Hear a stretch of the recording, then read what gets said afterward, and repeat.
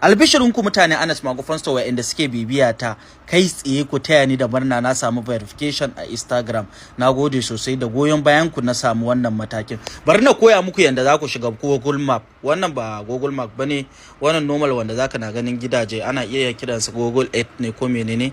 Kai tsaye in kai searching ko ta ina ko Google Map ko ina ko Google search ma kai searching na zai kai ka kai tsaye direction da number na da komai.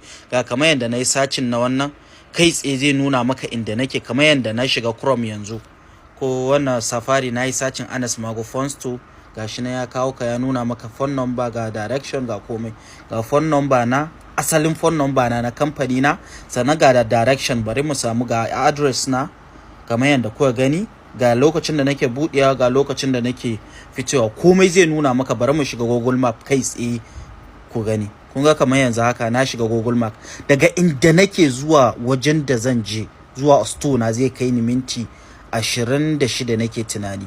Ga wayanda suke bukata kai tsaye wannan wata sauki ne wanda za su kira waya su ce ina ne store na Anas Magu Fonsto, ina ne farm center kaza kai tsaye kawai kai searching Anas Magu Fonsto kai tsaye zai nuna maka address na, phone number na, wannan direction na, Google Map na, wanda in kai danna daga inda kake in dai kana garin Kano zai kai ka insha Allah. Wata ci gaba ne wanda muke kokarin mu na upgrading na kamfanin mu kai tsaye.